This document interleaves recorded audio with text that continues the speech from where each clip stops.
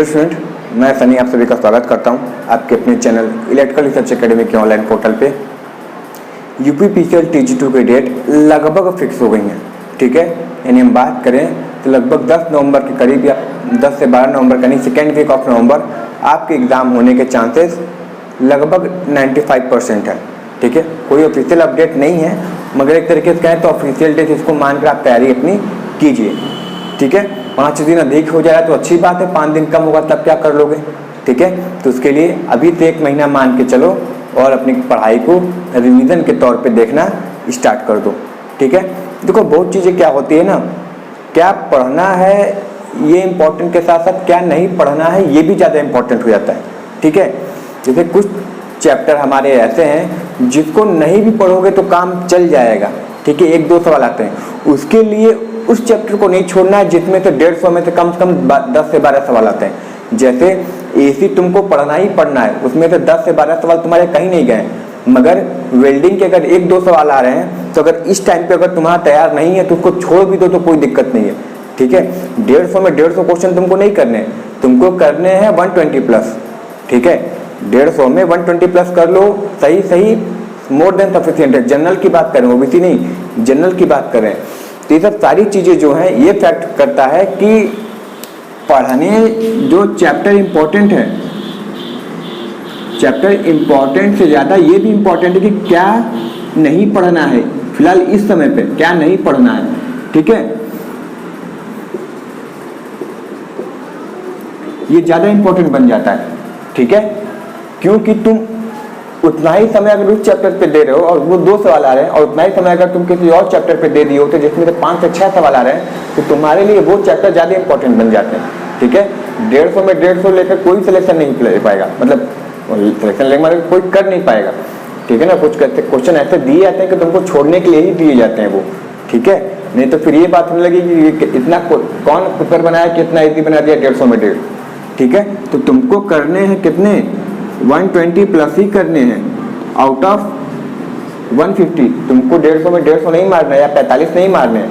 हाँ जाहिर सी बात है इसमें बैठे होंगे जो जेई वाले होंगे, यानी डिप्लोमा वाले होंगे, बीटेक वाले भी बैठे होंगे, ठीक है, जो ITI कर लिए होंगे बाद में, तो वो कर सकते हैं 140 प्लस या फिर 135 प्लस, मगर वो भी 145 प्लस कर ले इसकी भी गारंटी हम नहीं देंगे, ठीक है, कि सर वो तो 145 प्लस मार के ही आएगा बीटेक वाला भी, ठीक है। क्योंकि कुछ चीज़ें ऐसी होती हैं जो छोटी चीज़ें वो नहीं पढ़ते हैं, ठीक है, जो केवल ITI वाले पढ़ते हैं, तो ये भी हम लोग हमारे लिए प्लस पॉइंट होता है, ठीक है। वो छोटी से छोटी चीज़ को बड़े कॉन्सेप्ट पे देखते हैं, जो कि छोटी चीज़ कुछ और ही पूछी जाती है, ठीक है। तो ये सब सारी चीज़ें हैं जो ध्यान देना है तुमको। तो 120 तुमको प्लस ही लाने हैं, तो तुमको कौन कौन सा चैप्टर है जो ज़्यादा इंपॉर्टेंट नहीं है, जिसको उतने ध्यान नहीं देना है, वो चीज़ ज़्यादा ध्यान देने वाली चीज़ है, ठीक है। पढ़ना तो सबको पता है कि यही चैप्टर पढ़ लो अधिक आता है, क्या छोड़ना ये ज़्यादा मैटर करता है। जैसे बात कर ले तुम्हारे एसी चैप्टर बहुत ज़्यादा इंपॉर्टेंट है ना। बेसिक इलेक्ट्रिसिटी जिसमें तुम्हारे charge, electric field, magnetic field, यही सब है ना, बैटरी, ये सब जैसे तुम्हारे जितने बेसिक में आते हैं ये सब तुम्हारे लिए ज़्यादा इंपॉर्टेंट बन जाते हैं, क्योंकि वेटेज इन्हीं बेसिक इलेक्ट्रिकल का लगभग 40% होता है, अकेले 35 to 40%, ठीक है। ये तुम्हारे लिए ज़्यादा इंपॉर्टेंट बन जाते हैं। KVL, KCL, कूलम्ब लॉ हो गया, चार्ज का नियम हो गया, लेंज लॉ हो गया, फैराडे लॉ हो गया, जो कि तुम्हारे बेसिक में आते हैं, मैग्नेट वाले चैप्टर में इलेक्ट्रोमैग्नेटिक इंडक्शन हो गया। तो ये सब की वेटेज तुम्हारे ज़्यादा होते हैं। तुम देखे भी होगे कि इन सब न्यूमेरिकल थ्योरी यूनिट सही पूछ लेता है, मैग्नेट की यूनिट क्या होता है, इलेक्ट्रिक की यूनिट क्या होती है, परमियंस की यूनिट क्या होती है, परमियंस इसमें है तो उसमें क्या होगा, ये सब क्वेश्चन तुम तो ज़्यादा पूछ लिए जाते हैं। तो ये मैटर तुम्हारे लिए ज़्यादा कर देता है, ठीक है। तो ये सब तुम्हारे लिए बेसिक एक हो गया जिसको बोलते हैं बेसिक, ये इंपॉर्टेंट है। फिर उसके बाद जब तुम जाते हो पावर सिस्टम में तो पावर प्लांट हो गए, पावर प्लांट के चैप्टर जो होते हैं जिसको पावर सिस्टम बोलते हैं, पावर प्लांट हो गए तुम्हारे, सर्किट ब्रेकर हो गए, रिले हो गए, ये सब चीज़ें तुम्हारे लिए ज़्यादा पूछी जाती हैं अधिकतर। इस सर्किट ब्रेकर का रेंज कितना होता है, कितने वोल्ट तक प्रयोग करते हैं, ये सब सारी चीज़ें, ठीक है। फिर जब तुम जाते हो मिसलेनियस में जाते हो तो तुमको इल्यूमिनेशन मिल जाता है, क्या मिल जाता है, इल्यूमिनेशन मिल जाता है तुमको, सही है ना, इल्यूमिनेशन मिल जाता है तुमको। ये सब चीज़ें जो है तुमसे अधिकतर करके पूछ ली जाती हैं। क्या चीज़ें नहीं पढ़नी है, जैसे कि तुम वेल्डिंग ले लिए, वेल्डिंग ले लिए, ये खाता उतना 1-2 सवाल आएगा, 3 सवाल आएगा, उससे अधिक नहीं आएगा। ज्वाइंट से आएगा तो 1-2 सवाल आएंगे, ज्वाइंट छोटा चैप्टर उसको पढ़ लिए, कोई दिक्कत नहीं है, ठीक है। तो ये सब चीज़ें जो तुमको थोड़ा छोड़ भी दोगे तो कोई प्रॉब्लम नहीं होगी। हम इस वक्त की बात करें, अगर नहीं पढ़े हो तो ये सब पे ध्यान मत दो, ये सब चैप्टर पे वेल्डिंग क्या होती है, ज्वाइंट से 1-2 सवाल आते हैं उसको छोड़ दिए, ठीक है। तो ये सब सारी चीज़ों को अभी फिलहाल तुम छोड़ भी दोगे तो नहीं दिक्कत है तुमको, ठीक है, क्योंकि तुमको फोकस क्या करना है, मेन चैप्टर पे करना है, ठीक है।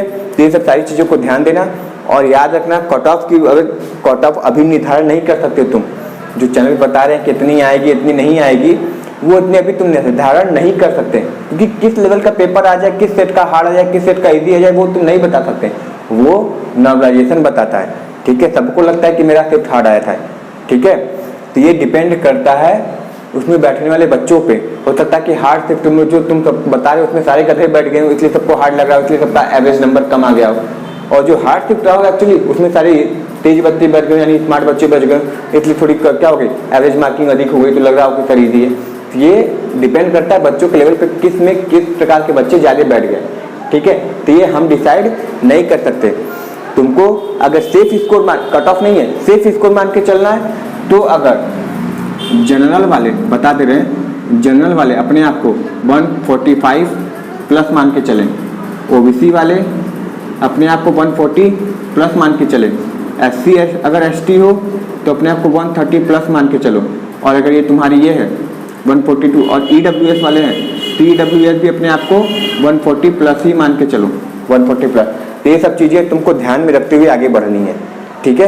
तो इस चीज़ों को याद रखो, क्या पढ़ना है क्या नहीं पढ़ना है। IE रूल देखो एक छूट गया, IE रूल बहुत ज़्यादा पूछी जाती है तुमसे, IE रूल बताओ, ठीक है। केबल पूछा जाता है तुमसे, किसके ऊपर कौन सी बेडिंग होती है, कौन सी लेयर होती है, ये सब ज़्यादा इंपॉर्टेंट बन जाते हैं, ठीक है। मशीन में जाओगे तो सबसे अधिक सवाल तुम्हारे मशीन किससे आते हैं तुम्हारे 3 फेज इंडक्शन मोटर से, सबसे ज़्यादा सवाल 3 फेज इंडक्शन मोटर से, और दूसरा फिर किस में आ जाता है, ट्रांसफार्मर से सवाल आते हैं, ठीक है। तो जब तुम एनालिसिस करोगे, एक वीडियो मेरा पड़ा हुआ है कि किस चैप्टर से कितने वीडियो पड़े हुए हैं, ठीक है। तुम जब जाओगे तो एक वीडियो मेरी पड़ी हुई है मेरे प्लेलिस्ट में, उसमें ये पूछा गया था, हम 2019 के सारे पेपर को एनालाइज करके बताए थे, 3 से 4 शिफ्ट को एनालाइज किए थे, लगभग वही पैटर्न हर में फॉलो हुआ था कि मशीन से कितने क्वेश्चन पूछे गए, बेसिक लिटरेसी कितने पूछे गए, पावर सिस्टम से कितने पूछे गए, इलेक्ट्रॉनिक्स से कितने पूछे गए, डिजिटल इलेक्ट्रॉनिक्स से कितने पूछे गए, पावर इलेक्ट्रॉनिक्स से कितने पूछे गए। तो ये सब सारी चीज़ों को हम वहाँ पे विवरण से बताए गए हैं, ठीक है। और तुम जब काउंट करोगे ना तो लगभग उतने ही क्वेश्चन बन रहे हैं, 1-2 क्वेश्चन ऊपर नीचे हैं मगर लगभग उतने ही क्वेश्चन है। तो हमारे लिए जो बेसिक इलेक्ट्रॉनिक्स हो जाती है बाबू ना, याद रखना बेसिक इलेक्ट्रॉनिक्स ये खासा इंपॉर्टेंट हो जाता है, बेसिक इलेक्ट्रॉनिक्स, सही है। सेमीकंडक्टर फिजिक्स यानी सेमीकंडक्टर की वोल्टेज कितनी होती है, जर्मेनियम की कट ऑफ वोल्टेज कितनी होती है, नी वोल्टेज कितनी होती है, बैरियर पोटेंशियल क्या होता है, डिफ्यूजन करंट क्या होता है, फिर डायोड में जाओगे तो जेनर डायोड क्या होता है, टनल डायोड क्या होता है, शॉर्टकी डायोड क्या होता है, आस्की डायोड क्या होता है, ठीक है, चॉकलेट डायोड क्या होता है। ये सब चीज़ें तुम्हारे लिए ज़्यादा इंपॉर्टेंट होती है। फॉरवर्ड बायस क्या होता है, रिवर्स बायस क्या होता है, ये सब तुम्हारे लिए बहुत ज़्यादा इंपॉर्टेंट रहते हैं। फिर जब तुम जाओगे डिजिटल इलेक्ट्रॉनिक्स में, किसमें, डिजिटल इलेक्ट्रॉनिक्स में, तो डिजिटल इलेक्ट्रॉनिक्स में तुम्हारे सबसे अधिक क्या पूछे जाते हैं, कन्वर्जन पूछे जाते हैं, ठीक है। गेट से सवाल पूछे जाते हैं, हाफ एडर में कौन कौन से गेट का प्रयोग करके हम बना सकते हैं, फुल एडर में कौन कौन से गेट का प्रयोग करके बना सकते हैं, इन सबसे सवाल अधिकतर पूछे जाते हैं। तो डिजिटल इलेक्ट्रॉनिक्स ज़्यादा इंपॉर्टेंट रहता है। फिर जब पावर इलेक्ट्रॉनिक्स में आओगे तो मॉसफेट कैसी डिवाइस है, या फिर FET कहती है तो बोलते हैं वोल्टेज कंट्रोल वोल्टेज डिवाइस है, या फिर BJT कहती है तो करंट कंट्रोल करंट डिवाइस है। तो ये सब चीज़ों का ज़्यादा होता है। तुमसे सिंबल पूछता है, BJT का सिंबल बताओ, FET का सिंबल बताओ, मॉसफेट का बताओ, डी मॉसफेट का बताओ, ई मॉसफेट का बताओ। तो ये सब सारी चीज़ें जो तुमको एक एक चीज़ पॉइंट बता रहे हैं, ये सब चीज़ों को पढ़ने वाली चीज़ें, क्योंकि अधिकतर क्वेश्चन पूछी जाती है। जब तुम पावर इलेक्ट्रॉनिक्स में जाओगे तो फिर SCR से चैप्टर आने लगते हैं। इस नंबर सर्किट क्या होता है, dV/dt प्रोटेक्शन क्या होता है, dI/dt प्रोटेक्शन क्या होता है, हीट सिंक क्या होता है, किसके बने होते हैं, ये सब सारी चीज़ें तुम्हारे लिए इंपॉर्टेंट हो जाते हैं बाबू, ठीक है। जो चैप्टर तुमको लग रहा है कि अभी तैयार नहीं हुआ है तो उस पर ज़्यादा फोकस मत करना। फिर बता रहे हैं, जो चैप्टर तुमको लग रहा है ये चैप्टर हमारा तैयार नहीं हो पाया है, अब उस पर ज़्यादा फोकस करने की ज़रूरत नहीं है। जो तुम्हारा तैयार है उसमें ये निश्चय कर लो कि अगर ये सर इसमें से सवाल आएगा तो इसको हम छोड़ेंगे नहीं, या छूटेगा नहीं, ठीक है, या गलत नहीं होगा हमसे, ठीक है, जितना पढ़े हैं ये चीज़ होना चाहिए। नहीं आ रहा है, जो चैप्टर पढ़े नहीं उसमें से कहाँ से आएगा, उसको छोड़ो हटाओ जाने दो, मगर जो चैप्टर पढ़े उसमें से गलत नहीं होना चाहिए। अगर उसमें से गलत होने लगे तुम्हारे तब समझ जाओ प्रॉब्लम बढ़ी है ये, ठीक है। माइनस मार्किंग पे खासा ध्यान देना, ठीक है, माइनस नेगेटिव मार्किंग पे खासा ध्यान देना।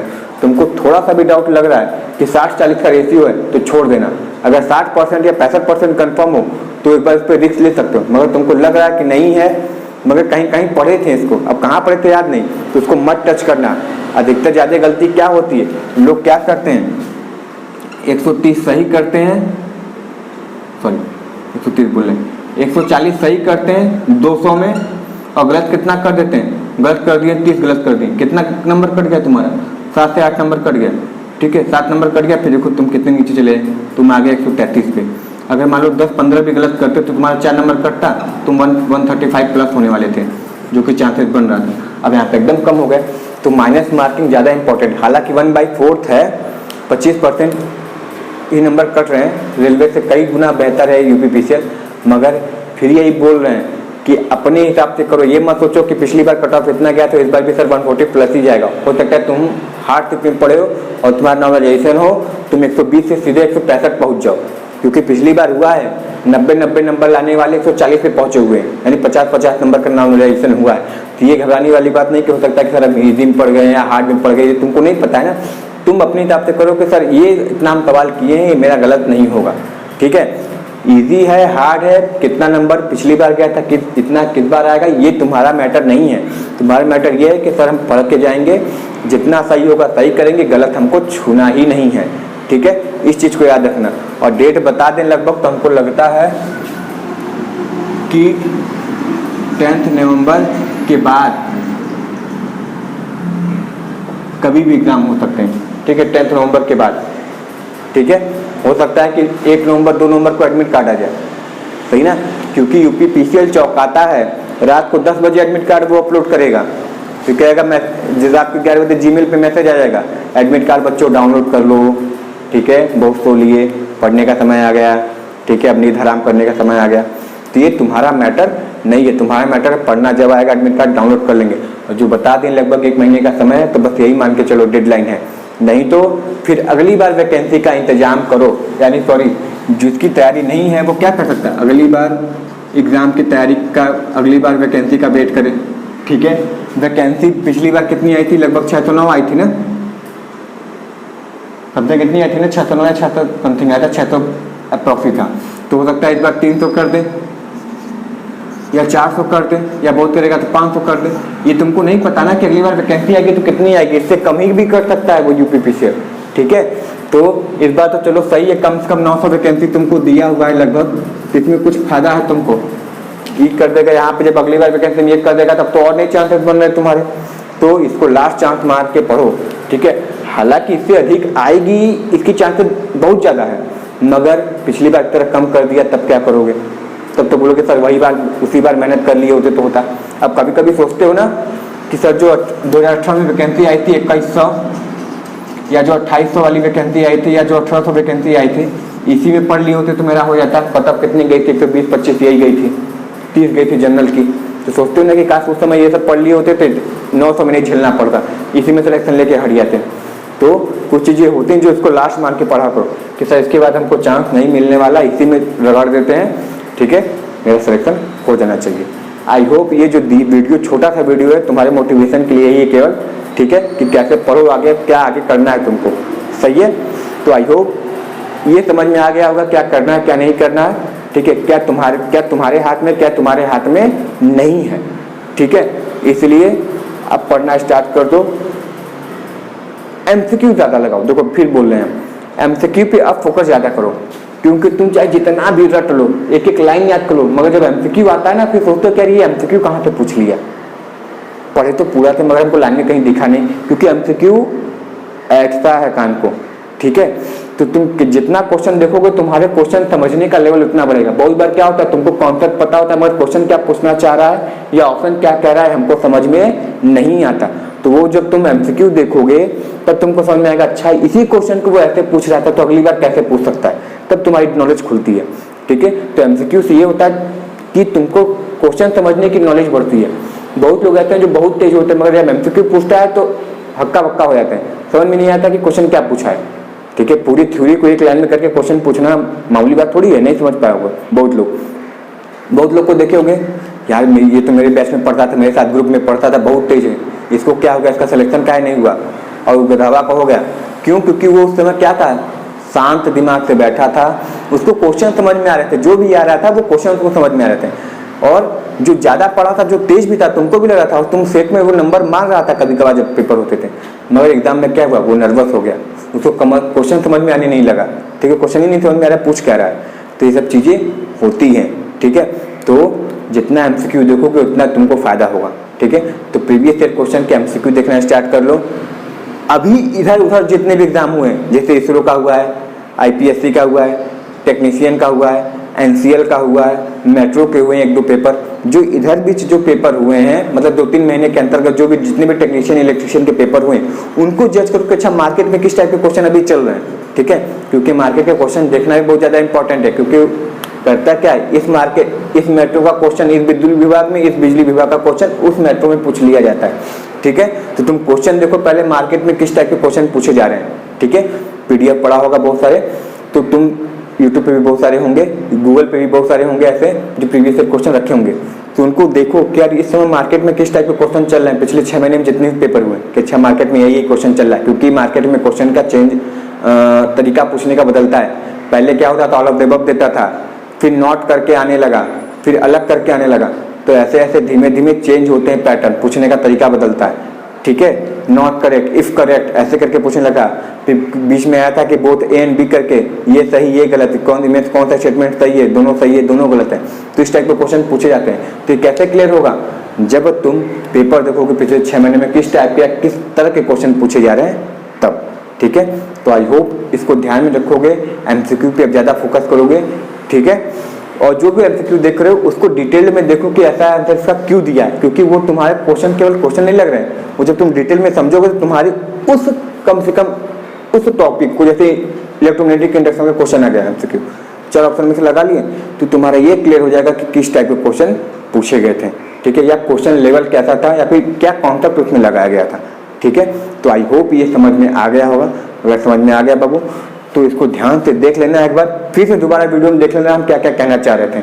ठीक है, कुछ चीज़ें प्लस पॉइंट निकल के आएगी ही आएगी। ठीक है, तो अगर बाबू ये छोटा सा सेशन पसंद आया हो कि क्या करना है क्या नहीं करना है, तो सेशन को लाइक शेयर और सब्सक्राइब जरूर कर देना। मिलते हैं नेक्स्ट वीडियो में, तब तक के लिए thank you very much and all the very best. Vande Mataram, लग जाओ पढ़ाई में।